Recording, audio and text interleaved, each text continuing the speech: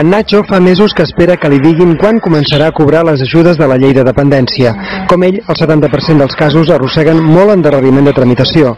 Des de la Conselleria d'Acció Social i Ciutadania s'admeten els retards, però els justifiquen per la complexitat del sistema i prometen que a finals d'estiu ja estaran al dia.